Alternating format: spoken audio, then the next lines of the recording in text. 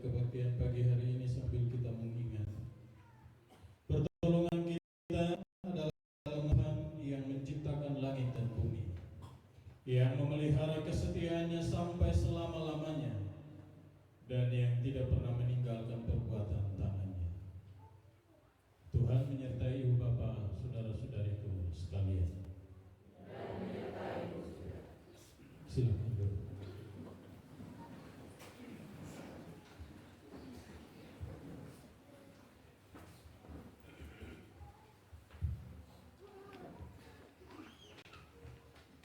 Belajarlah berbuat baik, usahakanlah keadilan, kendalikanlah orang kejam, belalah hak anak-anak yatim, perjuangkanlah perkara janda-janda. Yesaya pasal 1 ayat 17. Demikianlah nats pembimbing bagi kita.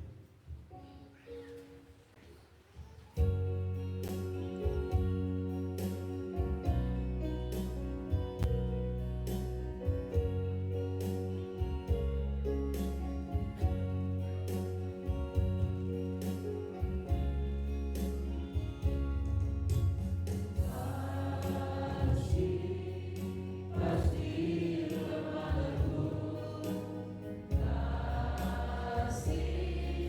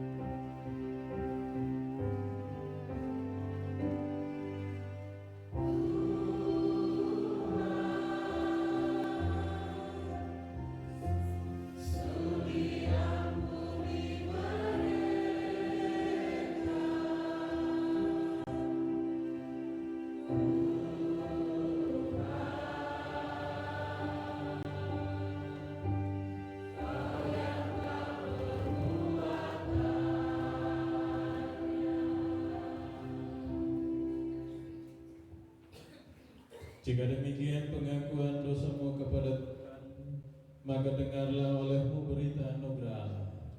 Karena begitu besar kasih Allah akan dunia ini, sehingga Ia telah mengaruniakan anaknya yang tunggal, supaya setiap orang yang percaya kepadanya tidak binasa, melainkan beroleh yang kekal. Berdasarkan berita anugerah dari Tuhan, maka beginilah petunjuk hidup baru untuk saudara-saudara dan saya. Carilah yang baik dan jangan yang jahat, supaya kamu hidup. Dengan demikian, Tuhan Allah semesta alam akan menyertai kamu seperti yang kamu katakan. Bencilah yang jahat dan cintailah yang baik, dan tegakkanlah keadilan di pintu gerbang.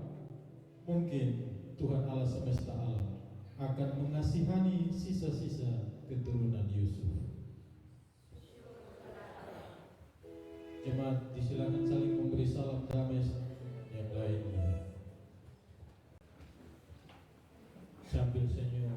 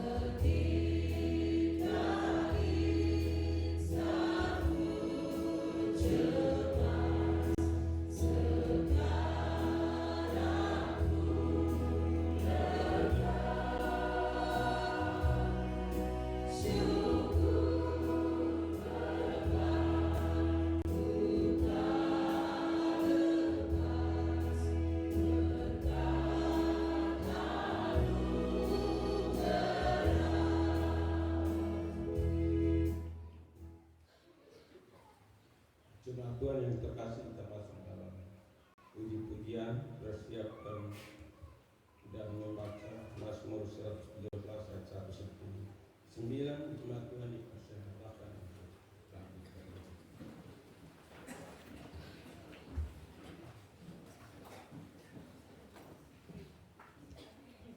Haleluya, pujilah hai hamba-hamba Tuhan, pujilah nama Tuhan. Kiranya Tuhan dimasyhurkan sekarang ini dan selama-lamanya. Tuhan tinggi mengatasi segala bangsa, kemuliaannya mengatasi langit. Dari terbitnya sampai kepada terbitnya matahari, terpujilah nama Tuhan. Tuhan tinggi mengatasi segala bangsa, kemuliaannya mengatasi langit. Siapakah seperti Tuhan Allah kita, yang diam di tempat tinggi, yang merendahkan diri untuk melihat ke langit dan ke bumi, yang menegakkan orang yang hina dari dalam debu dan mengangkat orang yang miskin dari lumpur, Untuk mendudukkan Dia bersama-sama dengan para bangsawan, bersama-sama dengan para bangsawan-bangsanya. Ia mendudukkan perempuan yang mandul di rumah sebagai ibu anak-anak penuh sukacita. Haleluya.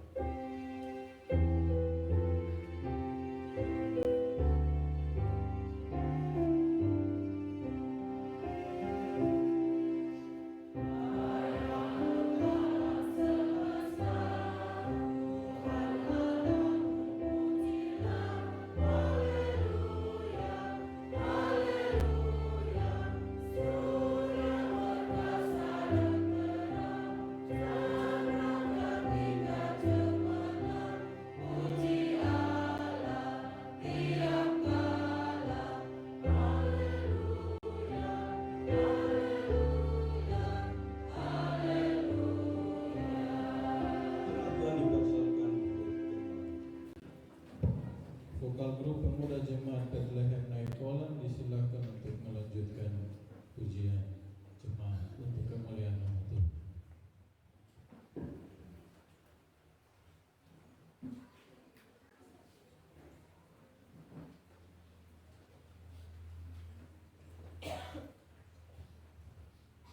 Kalau tidak ada, kita persiapkan hati untuk ada dalam pemberitaan firman Tuhan. Ini kan tadi malam ada yang lapar, jadi ada tulis di buku.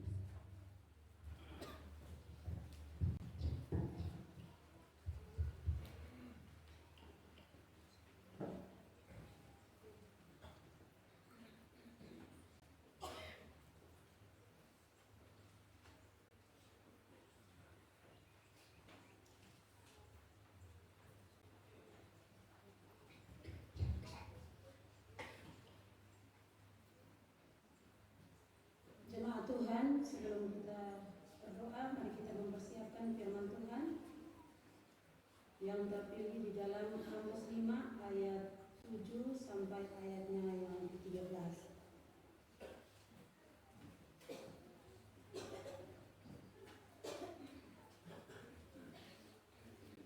Mari kita berdoa. Tuhan, terima kasih atas kasih setia-Mu kepada kami umat-Mu Tuhan. Penyertaan Tuhan sungguh sempurna dalam kehidupan kami. Saatnya sudah tiba Tuhan untuk kami membaca dan merenungkan kebenaran firman Tuhan. Mari Tuhan memberkati kami dengan Roh Kudus-Mu, agar firman Tuhan yang kami dengar saat ini boleh mendapat bagian di dalam kehidupan kami yang sisa ini Tuhan. Hamba Tuhan yang akan menyampaikan firman-Mu Tuhan, berkati hamba-Mu, sehingga firman Tuhan yang aku sampaikan bagi kami boleh memperoleh berkat pertumbuhan iman dalam kehidupan kami yang sisa ini Tuhan. Inilah kami Tuhan, di dalam nama Tuhan Yesus kami berdoa. Amin.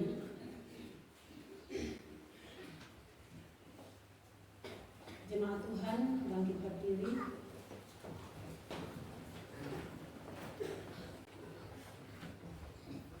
Firman Tuhan dengan berikut, melawan perkosaan keadilan.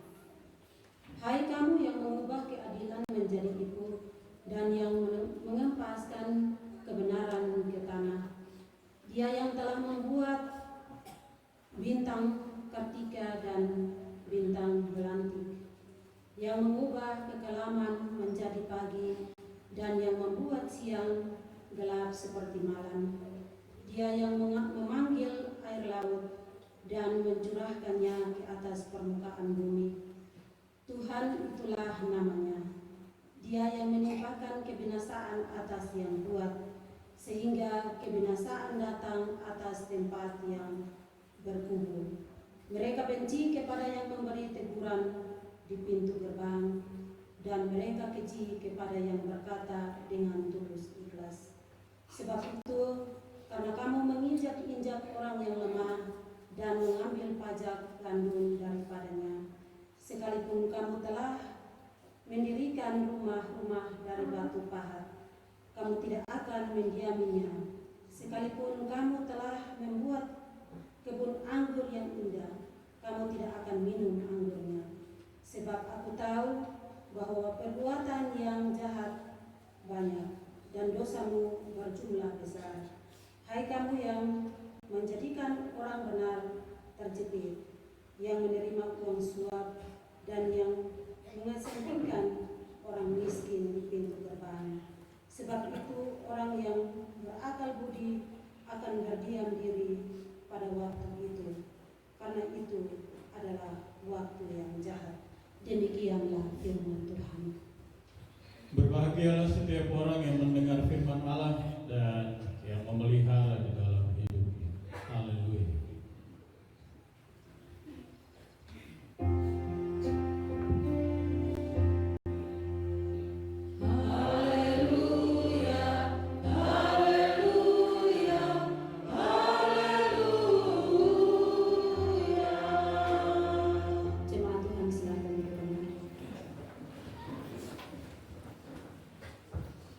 Bapak, saudara-saudara yang Kristus kasihi, selamat pagi, selamat hari Minggu. Shalom.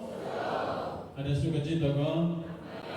kita berikan kemuliaan untuk nama Tuhan. Saudara-saudara, puji syukur pagi ini kita kembali ada di rumah Tuhan, ada dalam persekutuan bersama sebagai bagian dari jemaat Kebetulan Sikumana. Pagi ini kita akan menutup seluruh perayaan bulan kebangsaan di bulan Agustus.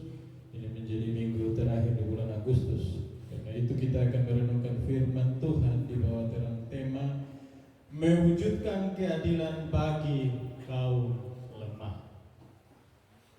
Mewujudkan keadilan bagi kaum lemah. Itu berarti kita akan ngomong di seputaran keadilan. Saudara-saudara, kalau tema ini menjadi pertanyaan bagi saudara-saudara, mewujudkan keadilan bagi kaum lemah, itu susah atau gampang? Atau pertanyaan yang kedua, saudara-saudara bisa kok berlaku adil bagi orang yang lemah? Bisa? Ragu-ragu ya? Bisa. Jawaban harus tegas, bisa. Karena saudara-saudara, dewasa ini hari ini banyak sekali orang lemah. Dia lemah secara fisik, lemah secara ekonomi, lemah secara banyak hal. Dia mendapatkan ketidakadilan. Amin. Saudara-saudara, kalau saudara-saudara kuat, orang bisa berlaku adil. Tapi kalau saudara-saudara lemah, saudara-saudara mendapatkan perlakuan yang tidak adil. Itu banyak. Contoh, saudara-saudara, kalau kita punya organ tubuh semua lengkap, aman. Tapi kalau organ tubuh yang tidak lengkap, maka saudara-saudara akan dapat bully habis-habis.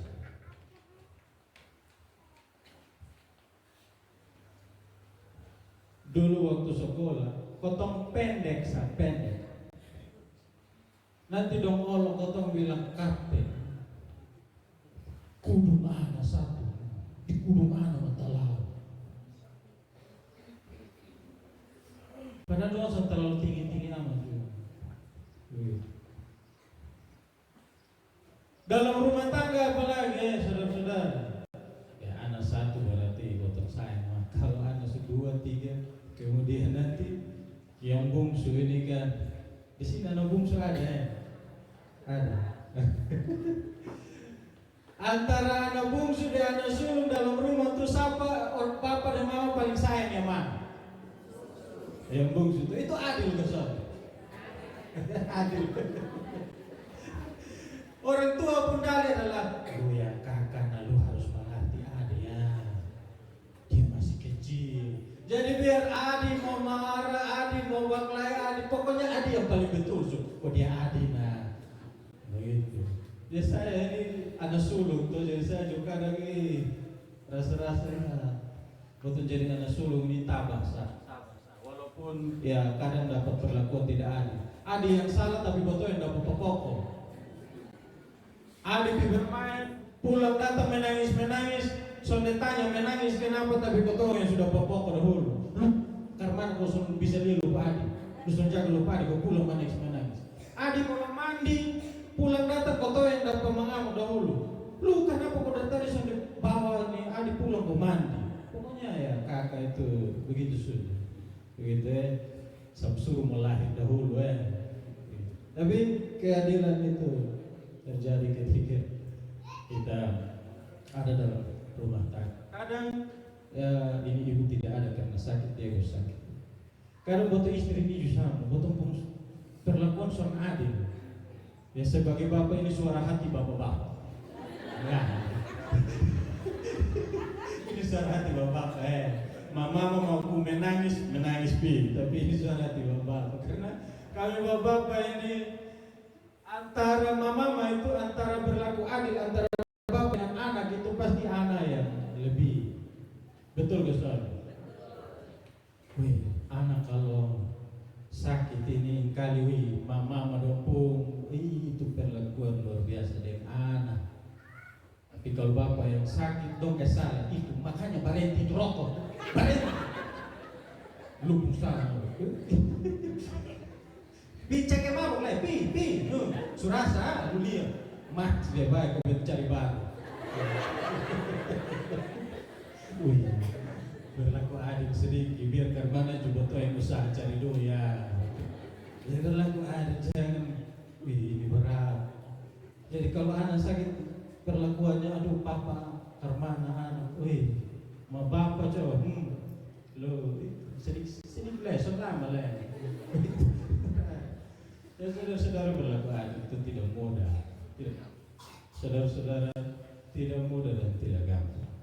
Nah saudara-saudara, karena itu apa caranya untuk supaya kita bisa mewujudkan keadilan bagi kaum lemah? Nah saudara-saudara, bacaan pagi hari ini bicara tentang Nabi Amos ya.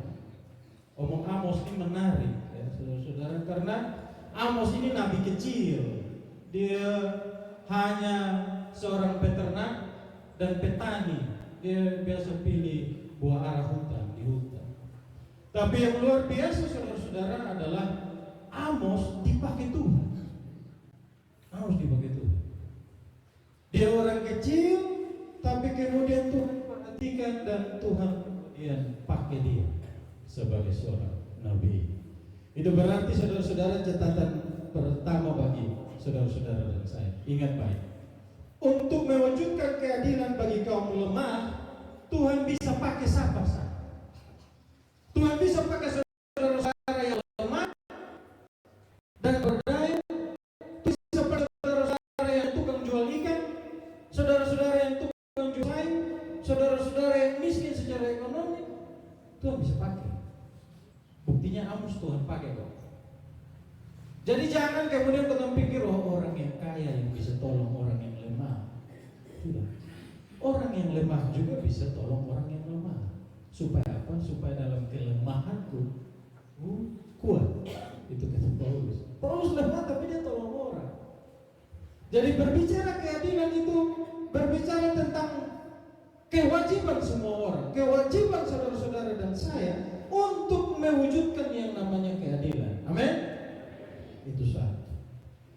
Yang kedua saudara-saudara, Amos ini bernubuat sekitar pertengahan abad ke-8. Dua raja yang memerintah ya. Raja Yerobeam II dan juga Raja Uzia. Dalam kepemimpinan dua raja ini, orang Israel ada dalam keadaan makmur. Secara ekonomi mereka makmur, secara politik mereka punya kuasa yang luar biasa. Jadi mereka berada, tetapi dalam keberadaan seperti itu karena kemakmuran mereka kemudian melakukan banyak kejahatan. Ada tiga jenis kejahatan yang Amos kritis waktu itu. Yang pertama saudara-saudara, ketidakadilan sosial. Amos mengkritisi ketidakadilan sosial yang pada waktu itu terjadi. Orang kaya menindas orang lemah, orang miskin. Ada begitu banyak penindasan. Ada begitu banyak ketidakadilan sosial. Kemudian yang kedua, penindasan terhadap orang miskin. Dan yang ketiga, penyembahan berhala yang merajalela. Ini tiga hal yang terjadi. Jadi waktu itu orang Israel ada dalam puncak kemakmuran, tapi karena terlalu makmur, sehingga akhirnya mereka melakukan kejahatan. Tiga kejahatan yang Amos kritis: ketidakadilan sosial, penindasan kepada orang-orang miskin dan lemah, kemudian penyembahan berhala. Nah saudara-saudara, terhadap tiga hal ini Amos dipakai Tuhan untuk menyatakan kehendak Tuhan. Jadi karena keadaan yang pada waktu itu terjadi seperti itu, maka Amos dipakai Tuhan. Amos dipakai Tuhan untuk menyampaikan dua hal, saudara-saudara. Yang pertama, kemakmuran yang mereka nikmati saat ini akan segera berakhir jika mereka tidak bertobat dan kembali. Kalau dong terus melakukan ketidakadilan sosial, terus melakukan penindasan terhadap orang lemah, orang miskin, terus menyembah mati saat ini akan segera berakhir. Maka orang Israel harus bertobat dan kemudian kembali kepada Tuhan. Kalau hal ini tidak dilakukan, maka yang kedua yang akan terjadi adalah penghakiman Tuhan yang akan datang kepada Israel. Kalau mereka tidak bertobat, akan ada penghakiman, akan ada penghukuman. Jadi saudara-saudara, kalau saudara-saudara baca kitab Amos itu, dia bicara tentang ketidakadilan, kemudian nanti bicara tentang hari Tuhan, bicara tentang juga bagaimana nanti orang Israel tidak bertobat maka mereka akan dibuang ke Babel. Catatan ini juga dicatat 2 tahun sebelum gempa bumi. Itu Amos pasal 1. Itu berarti saudara-saudara, jika saudara-saudara dan saya tidak mewujudkan keadilan bagi kaum lemah, maka menurut Amos dalam catatan ini, bacaan ini, bahwa akan ada penghukuman dari Tuhan. Ada hukuman dari Tuhan menurut catatan Amos. Nah saudara-saudara, Tuhan itu dia melihat semua kelakuan kita dan ia bersegera menghukum. Itu Tuhan. Tetapi yang perlu saudara-saudara ketahui adalah bahwa hukuman Tuhan itu bukan kemudian sebagai sebuah hukuman yang kemudian membuat saudara-saudara dan saya merasa bahwa Tuhan itu tidak adil. Tidak. Justru dari hukuman itu keadilan Tuhan berlaku. Makanya hukum dalam perjanjian lama itu tabur tuai. Apa yang kita tabur itu yang kita tuai. Adil untuk saudara. Adil. Apa yang kita tabur itu yang kita tuai. Kalau tabur yang jahat pasti tuai yang jahat. Tabur yang baik tuai yang baik. Tanam tomat pasti berbuah tomat, tidak bisa berbuah lombok. Karena itu saudara-saudara, catatan kedua bagi kita adalah Tuhan melihat semua kita. Apapun yang kita perbuat di muka bumi ini, Tuhan lihat. Apakah kita telah mewujudkan keadilan bagi kaum lemah atau tidak, Tuhan dia tahu dan dia lihat. Karena itu terkadang dia hukum itu sebagai bentuk kasih sayang dan cinta dia untuk kita kembali kepadanya, supaya kita bertobat dan kembali kepada Tuhan. Jadi hukuman Tuhan itu hukuman yang penuh kasih, hukuman yang penuh dengan cinta, hukuman yang kemudian memulihkan keadaan, mengubah hidup saudara-saudara dan saya. Amin. Jadi kalau Tuhan hukum, mau dengan sakit kok, dengan apapun itu, ya, saya selalu bilang bahwa sakit itu adalah cara Tuhan untuk bawa kita kembali kepada Tuhan, dekat dengan Tuhan. Karena kalau betul saya buat kuat timbang mama, kadang juga betul suaminya, amin Tuhan yang mana juga, Tuhan itu kermana. Tapi kalau betul sakit itu pasti Yesus tolong, Tuhan tolong, itu pasti mau minta tolong di siapa lah. Jadi saudara-saudara, hukuman itu terkadang menjadi cara Tuhan untuk kita kembali dekat dengannya. Nah saudara-saudara, Amos walaupun hanya seorang peternak dan petani dari desa, tapi ia sampaikan nubuatan Tuhan ini dengan keras dan tegas. Dalam bacaan kita, Amos menguraikan kejahatan orang Israel waktu itu. Ada 3 kejahatan yang dilakukan oleh orang Israel waktu itu sesuai dengan topik bacaan kita. Yang pertama saudara-saudara, orang Israel pada waktu itu di ayat yang ke-7 mereka mengubah keadilan jadi ipuh dan mengempaskan kebenaran ke tanah. Itu berarti saudara-saudara tidak ada lagi keadilan dan kebenaran waktu itu. Sehingga Amos mengecam orang Israel yang mengubah keadilan menjadi sesuatu yang pahit atau beracun atau ipuh. Keadilan yang harusnya manis karena semua orang merindukan agar supaya keadilan itu terjadi, tetapi keadilan itu dibelokkan, keadilan itu diubahkan menjadi ipuh, menjadi beracun. Sehingga Amos kecam terhadap peradilan waktu itu.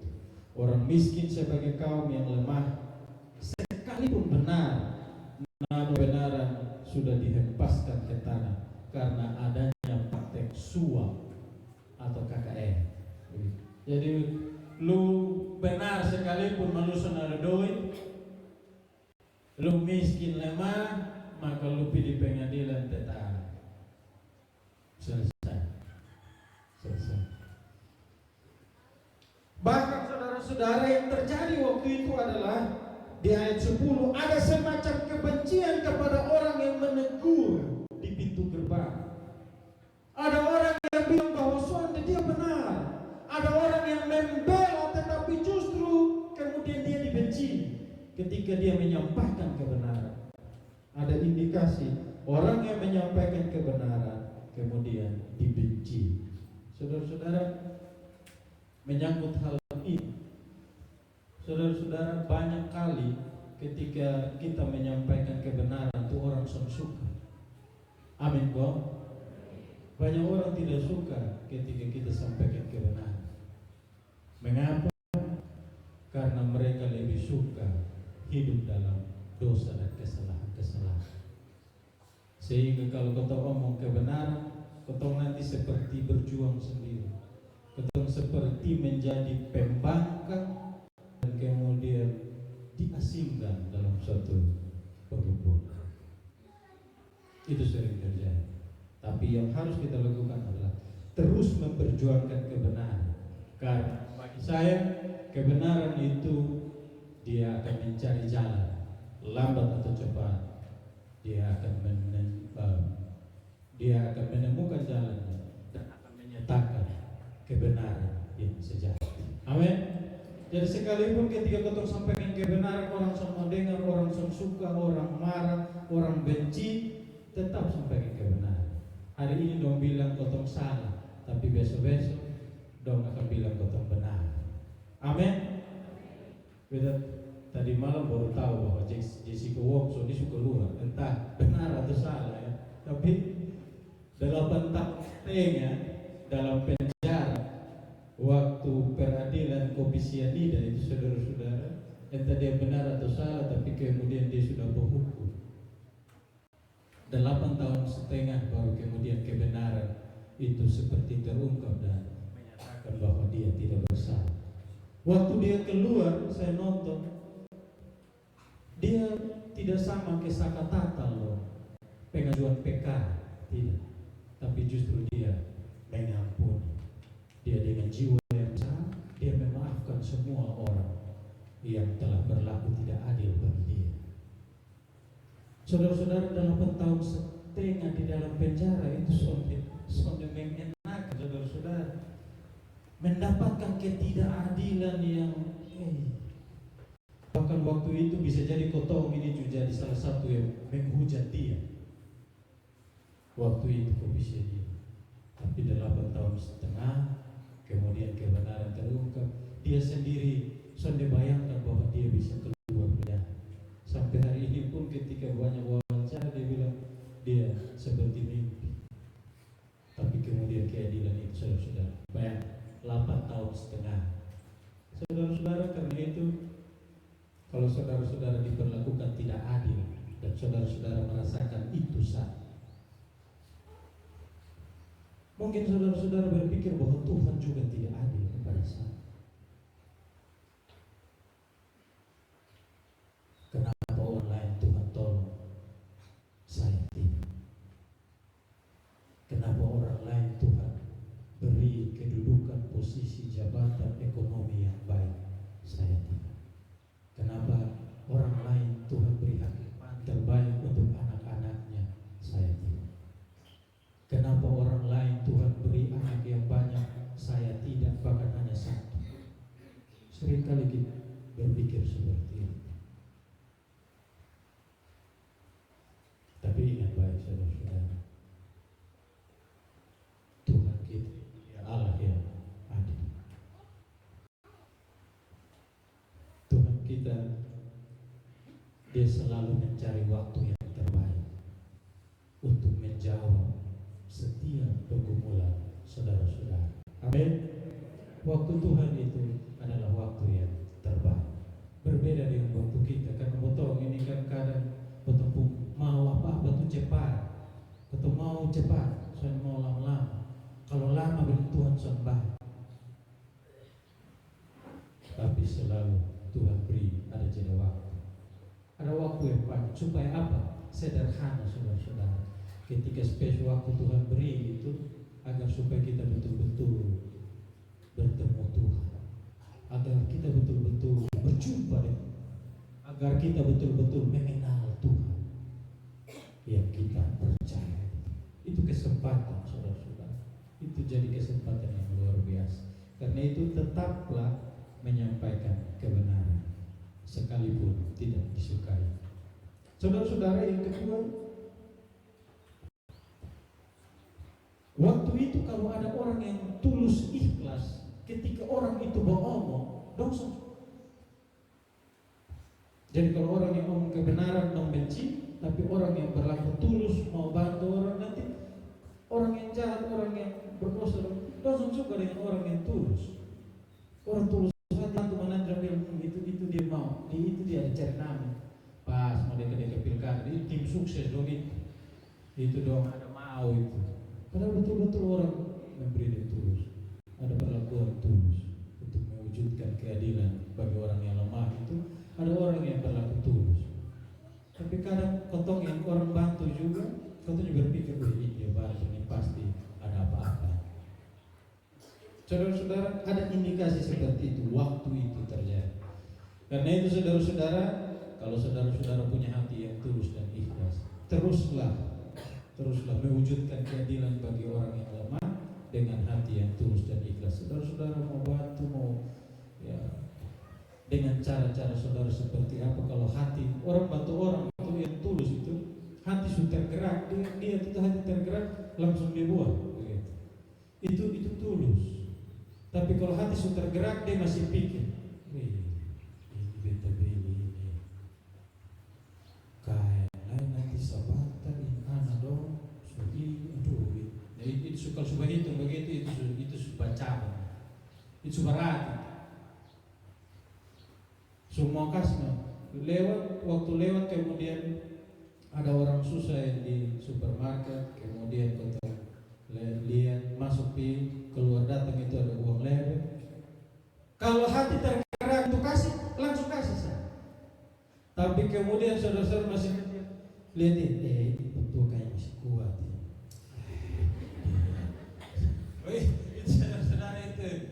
Nanti saudara-saudara kadang ada yang paksa kasih cuma dia pikir pulang kembali lucu tadi uang jam kasih.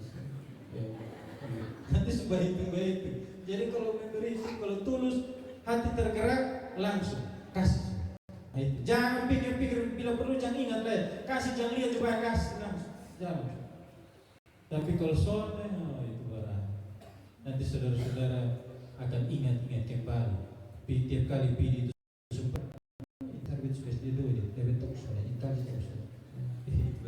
Jadi teruslah berlaku tulus dan ikhlas ketika saudara-saudara membantu dan menolong.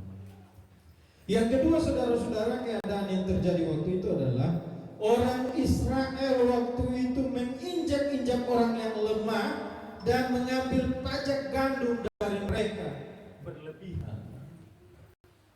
Jadi tindas orang yang lemah, pajak gandum itu dong ambil, sehingga orang yang lemah semakin lemah, orang yang miskin semakin miskin. Itu yang terjadi. Dan yang ketiga, mereka menerima uang suap dan mengesampingkan orang miskin di pintu gerbang.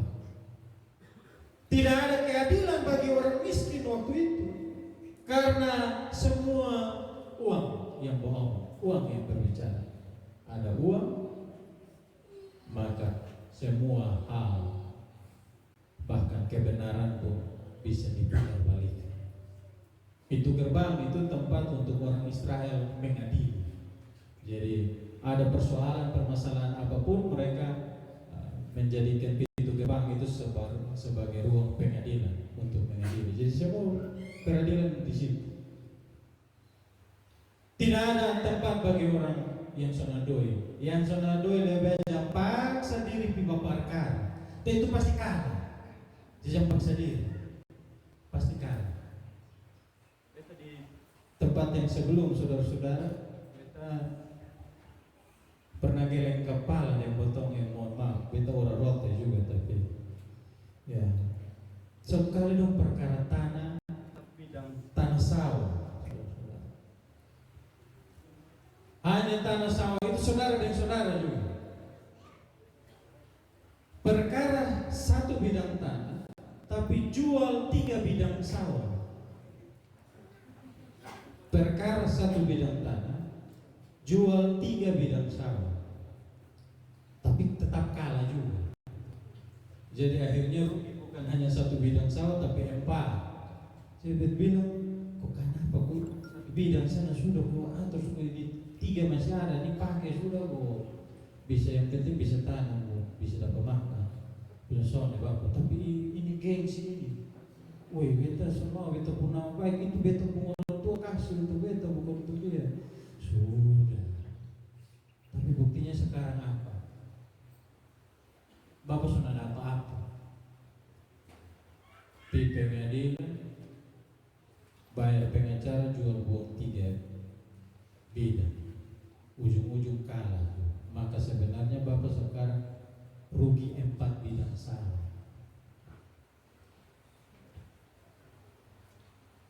Dan akhirnya dia mati sukses dengan apa bagi aku.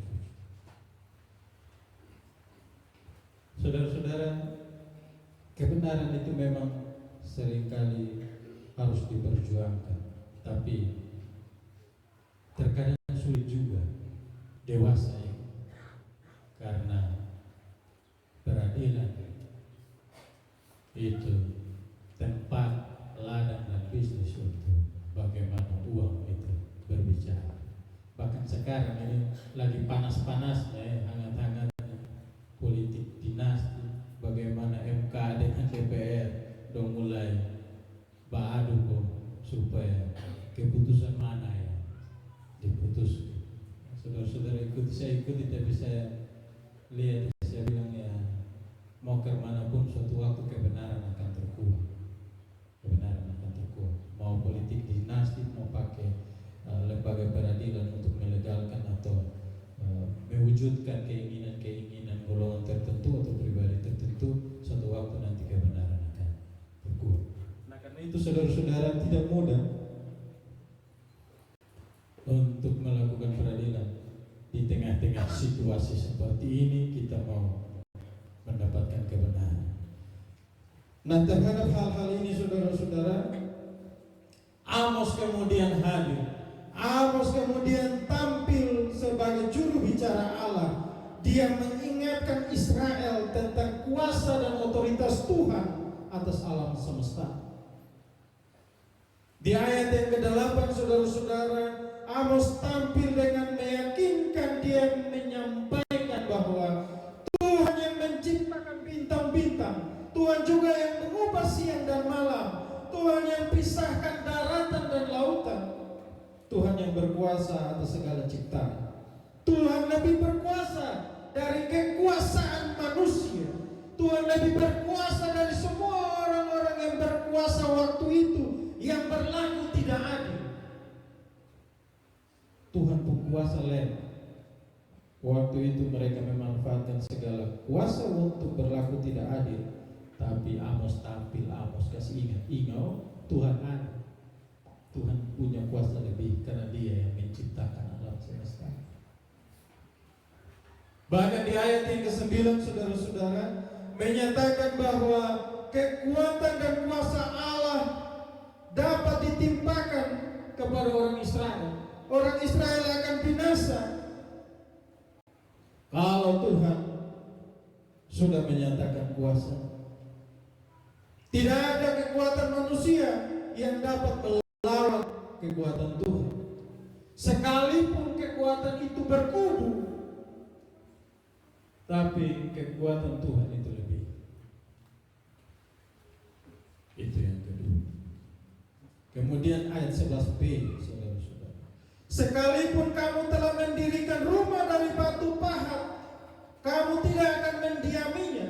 Sekalipun kamu telah membuat kebun anggur, kamu tidak akan minum anggur. Itu kata Amos. Jadi saudara-saudara, Amos mengingatkan kepada orang Israel bahwa walaupun mereka sudah mendirikan rumah dari batu pahat, mungkin dari itu uang-uang suap dan semua, kemudian walaupun mereka telah membuat kebun anggur dari uang-uang suap, tapi mereka tidak akan menikmati apa-apa. Segala sesuatu yang didapatkan dengan tidak halal itu sia-sia belahi. Amin. Sia-sia belahi. Saudara-saudara, uang kalau terdapat dengan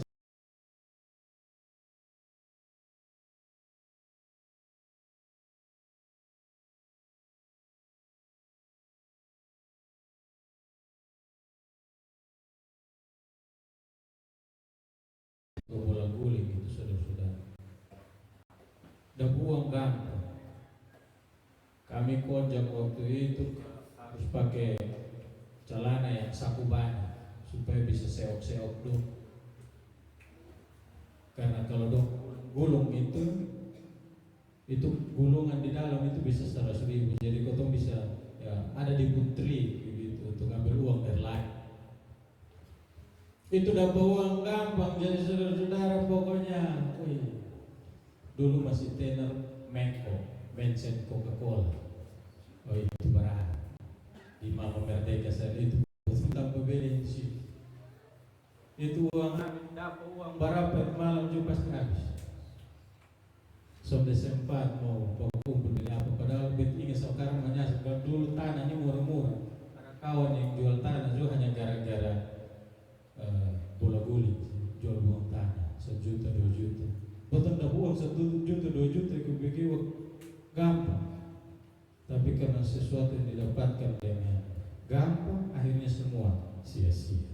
Nah, kira-kira itu maksud dari ayat ini. Kemudian ayat 12, saudara-saudara, sebab aku tahu bahwa perbuatanmu yang jahat banyak dan dosamu berjumlah besar. Tuhan tahu, saudara-saudara.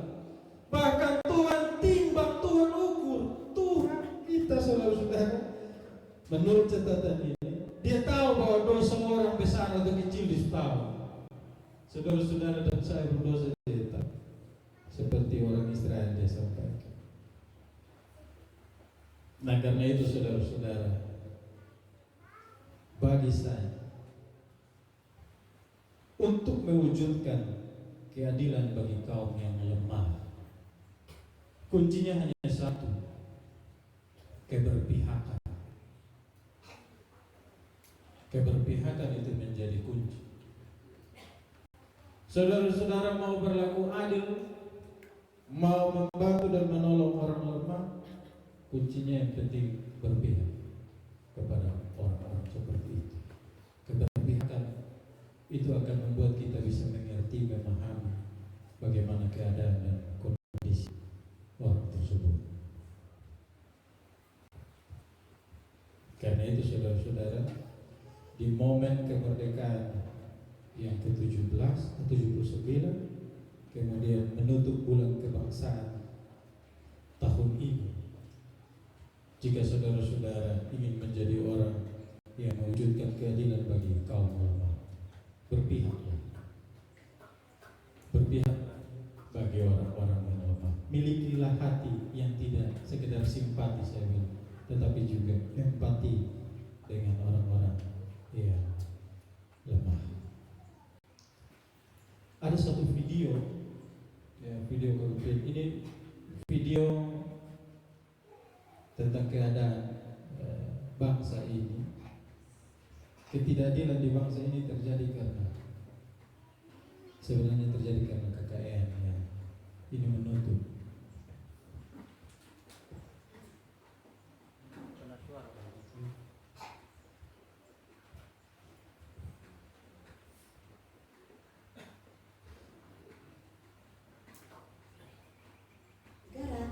Segala isinya untuk dikelola oleh pemerintah pusat dan pemerintah daerah, juga dikelola oleh BUMN dan BUMD.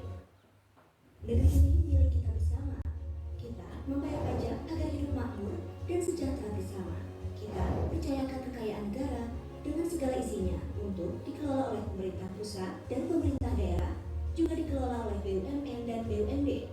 Negara kita begitu setiap jengkal tanah kita ada hak bagi orang yang tak punya. Uang negara yang kita kumpulkan itu cukup besar jumlahnya agar kita semua hidup sejahtera. Korupsi itu layaknya mencuri, mengambil hak orang lain secara sembunyi-sembunyi. Koruptor berfoya-foya dan menyimpan hartanya di luar negeri, membawa lari kekayaan negeri, bagaikan penjajah di negeri sendiri. Banyak yang akhirnya tidak menikmati kekayaan negeri sendiri. Urung sampai karena korupsi, berharap merdeka dari korupsi. Ayo jaga dan awasi kekayaan negeri agar kita merdeka dari korupsi. Jaga negeri ini dari korupsi. Ya, saudara-saudara, Soekarno ketika dia mencanangkan Pancasila 5 sila itu sebagai ideologi bangsa, sila ketiga itu kemanusiaan, keadilan sosial bagi seluruh rakyat Indonesia. Soekarno memimpikan agar supaya dari Sabang sampai Merauke itu keadilan itu terwujud. Tidak kemudian kita bilang Jawa sentris. Di era Jokowi dia berupaya agar supaya keadilan itu merata.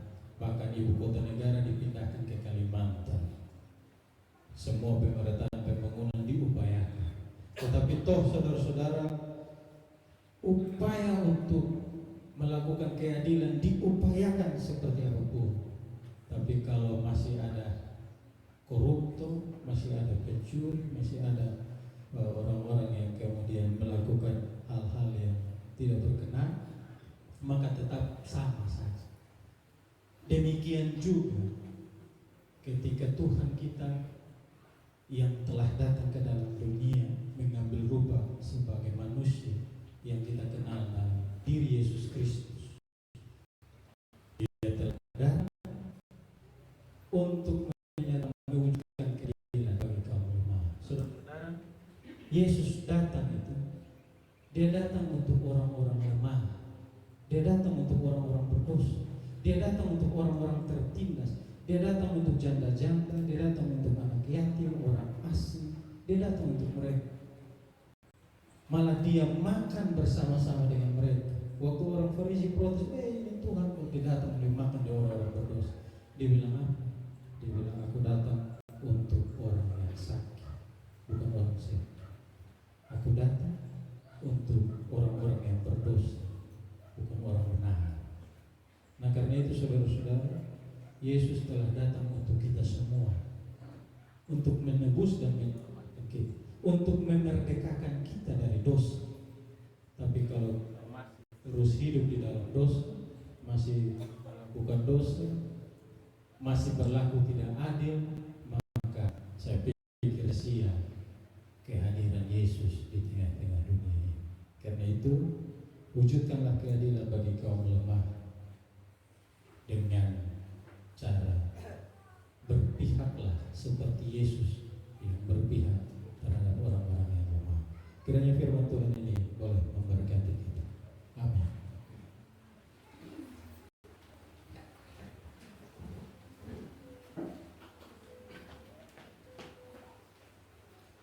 Jemaat Tuhan yang terkasih, mari kita berdiri bersama semua orang percaya di segala waktu dan tempat.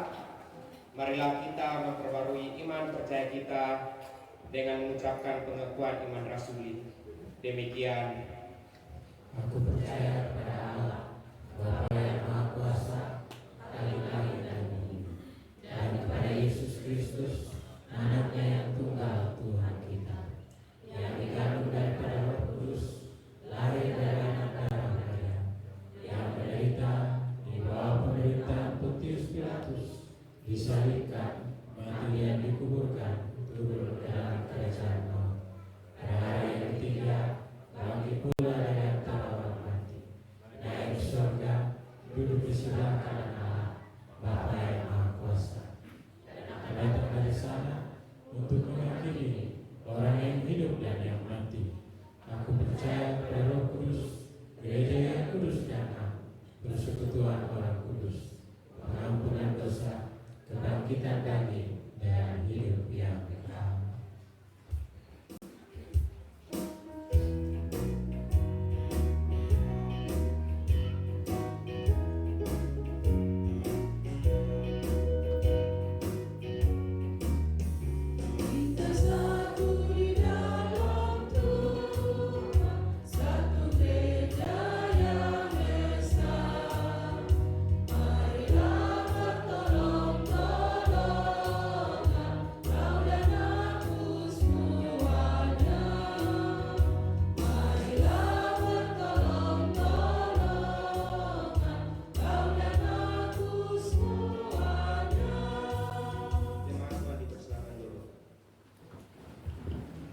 Sambil duduk kita persiapkan persembahan syukur kita.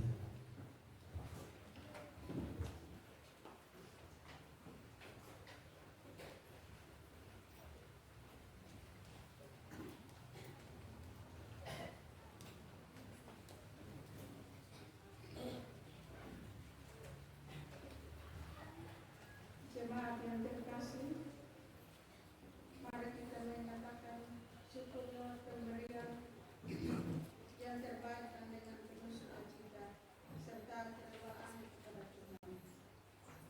Mari kita berdoa. Bapa kami yang dalam surga, Bapa yang kami puji dan kami sembah dalam anak Yesus Kristus, kami mengucap syukur dan terima kasih atas tuntunan Tuhan bagi hari ini kami telah mendengarkan sabda kebenaran Tuhan.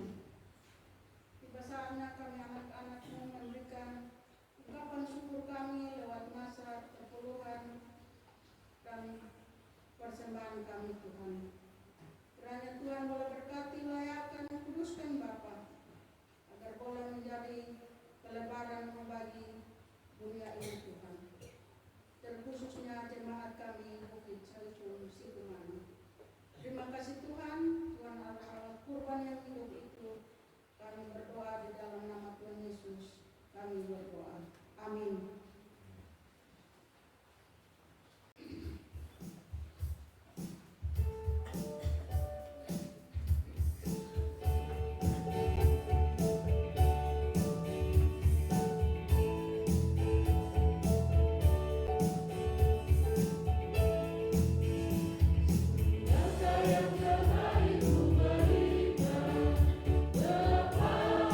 Yesus Tuhanku,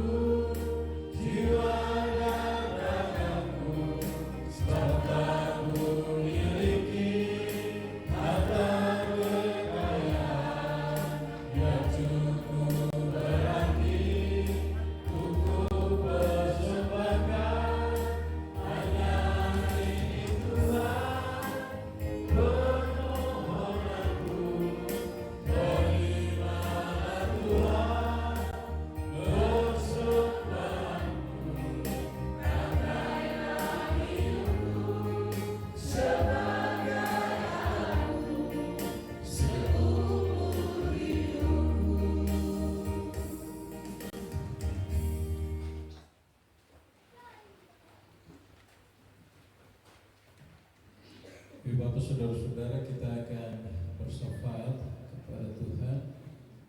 Ada pun beberapa pokok doa selain doa pribadi. Kita turut mendoakan Ibu Marceleni Dai Moi yang berulang tahun ke-42 di tanggal 19. Kemudian anak Jones Ena ulang tahun ke-16 tanggal 21. Kemudian anak Angelista Sula ulang tahun ke-8 di tanggal 22. Bapak Ferdi Adu ulang tahun ke-42 tanggal 23. Anak Ellen Tamono ulang tahun ke-16 tanggal 24. Anak Marcelo Longo ulang tahun ke-6 tanggal 24. Juga anak Anaya Taeng ulang tahun ke-2 tanggal 20 Agustus. Kita juga bersyukur karena penyegaran iman selama 2 hari telah selesai. Juga kita bersyukur ada pemberian kain meja altar warna hijau 3 buah dari keluarga Fuentuna, Ibu Nelly Fuentuna. Juga ada persembahan Infokus dari keluarga Resi. Juga ada sumbangan tanah putih untuk okfol halaman gereja dari Bapak Johanis Lani 2 red, Bapak Nege Manofe 2 red, Bapak Yemutu 3 red, dan Bapak Kris Lake 5 red. Juga hari ini ada Kakak Risto Duli yang membawa saus 1 kantung untuk dilelang, dan juga Bapak Ofris Ome bawa ayam 1 ekor untuk dilelang. Mari saudara-saudara kita berdoa, mendoakan pokok doa kita dan juga pergumulan kita pribadi depan. Mari kita berdoa. Bapa di surga, kami bersyukur Engkau kumpulkan kami dalam persekutuan pagi hari ini. Kami percaya Tuhan, ketika kami ada dalam persekutuan bersama di rumah-Mu yang kudus ini, Engkau jugalah yang telah memanggil kami. Engkau jugalah yang telah menyentuh hati batin kami untuk kami mempersiapkan diri untuk ada dalam pelayanan pagi hari ini. Karena itu biarlah kiranya semua bentuk pelayanan yang telah dilayankan berkenan di hadirat Tuhan dan memberkati kami semua, baik sebagai pendeta, penatua, diaken, pengajar, juga saudara-saudara yang membantu dalam pelayanan untuk mempersiapkan suatu, baik di multimedia, teknisi, koster, kantorian, juga penerangan. Terima kasih Tuhan untuk hamba-hamba telah Engkau khususkan untuk pelayanan pagi hari ini. Juga jemaat Tuhan yang hadir, baik jemaat Kemit Bukit Saitan Mana maupun jemaat tamu yang beribadah bersama. Biarlah dengan sukacita kami terus mewartakan kabar baik dari-Mu. Biar pesan firman Tuhan boleh menjadi bekal bagi kami, menjadi suluh dan teladan dalam melangkah aktivitas kami selanjutnya dalam seluruh rutinitas kami. Apapun yang kami perbuat, biarlah boleh menjadi penuntun langkah kami. Terima kasih Tuhan. Kami akan mengakhiri ibadah ini berpisah satu dengan yang lain.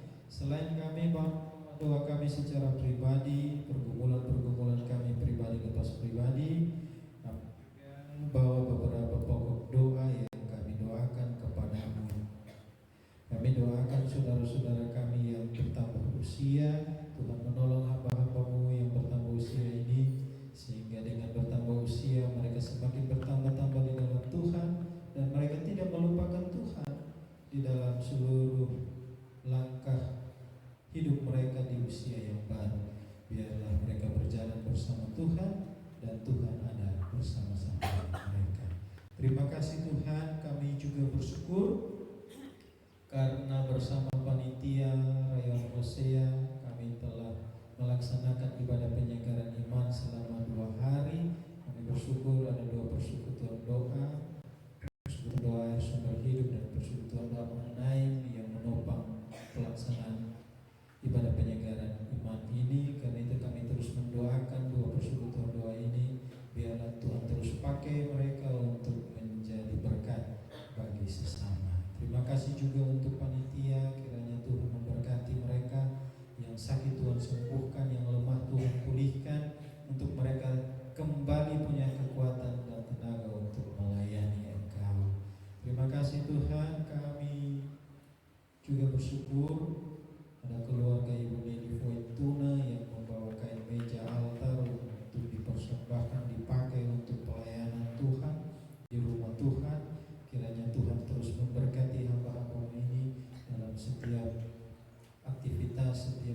pekerjaan dan keluarga, biarlah mereka terus menjadi berkat dimanapun dan kapanpun. Juga kami bersyukur bersama-sama keluarga besar Resi yang diberkati Tuhan sehingga memberi persembahan infocus untuk dipakai di rumah Tuhan. Biarlah kiranya kami boleh mempergunakan untuk kelancaran pelayanan di jemaat ini. Tuhan memberkati keluarga besar ini dengan semua ketulusan hati dan niatan untuk memberi bagi rumah Tuhan. Tuhan terus berkati dan biarlah keluarga ini terus menjadi berkat dimanapun dan kapanpun. Terima kasih ya Tuhanku, ya Allahku, juga untuk beberapa sumbangan yang telah diberi oleh saudara-saudara kami, ada Bapak Yohanes Lani, Bapak Negi Manofe, Bapak Ibu Tule, dan juga Bapak Kris Lake yang telah membantu pengadaan shelter untuk kami bisa meratakan jalan-jalan yang ada di halaman sekitar warung kebaktian ini. Tuhan memberkati hamba-hamba-Mu dan juga panitia pembangunan. Biarlah kiranya semua kami terus diberkati Tuhan dan boleh menjadi berkat dimanapun dan kapanpun. Terima kasih juga untuk dua saudara kami yang hari ini membawa sawo dan juga ayam untuk dilelangkan. Tuhan berkati hamba-hamba-Mu ini, biarlah mereka boleh terus diberkati, bahkan yang mengambil nantinya juga Tuhan berkati. Biarlah semua pemberian-pemberian ini kami pakai untuk pelayanan Tuhan melalui jemaat di tempat ini. Akhirnya ya Tuhan, kami mohon tolong tuntun kami di Usbu yang baru dalam semua bentuk pelayanan kami di rayon-rayon maupun di gereja. Tuhan persiapkan kami para presbiter untuk menata pelayanan yang ada yang Tuhan percayakan, juga jemaat Tuhan yang akan dilayani. Biarlah mereka boleh membuka hati mereka dengan sukacita dan damai sejahtera untuk Tuhan berkenan hadir di rumah-rumah mereka dalam ibadah-ibadah. Terima kasih Tuhan Yesus. Kami mohon juga Tuhan sertai kami dalam aktivitas dan rutinitas kami di Usbu yang baru ini, dalam setiap pekerjaan-pekerjaan kami, apapun yang kami kerjakan, hamba percaya di dalam nama Yesus yang terbaik Tuhan sediakan. Berkat Tuhan cukupkan untuk pemenuhan kebutuhan hidup kami pribadi lepas pribadi. Tuhan beri kami kuat, beri kami sehat, beri kami damai sejahtera dan sukacita di dalam kami menjalani hari baru, menjalani rutinitas dan aktivitas kami di Usbu yang baru ini. Terima kasih Tuhan untuk semua kebaikan, cinta dan kasih sayang. Terima kasih untuk keberpihakan-Mu kepada kami manusia yang berdosa ini, sehingga Engkau telah menembuskan, menyelamatkan kami.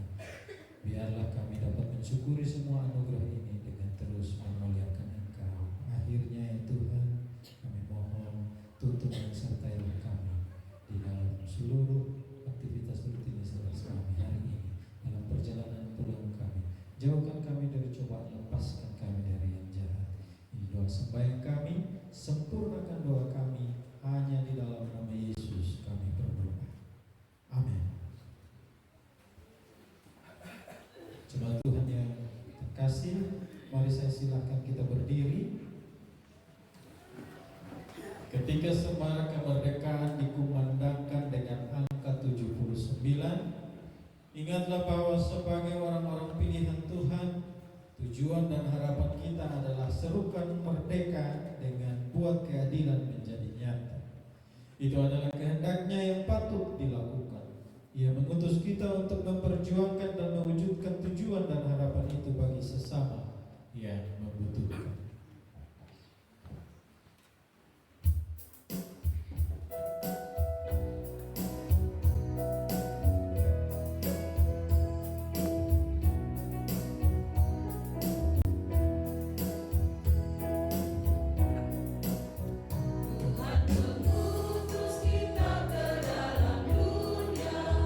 Bawa berita kepada yang gelap.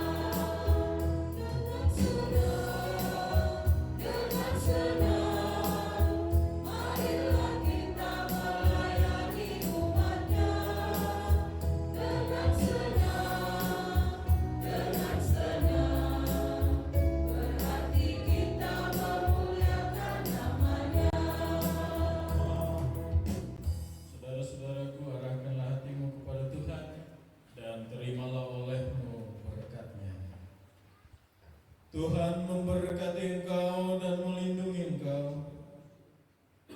Tuhan menyinari engkau dengan wajah-Nya dan memberi engkau kasih karunia. Tuhan menghadapkan wajah-Nya kepadamu dan memberi engkau damai sejahtera di sepanjang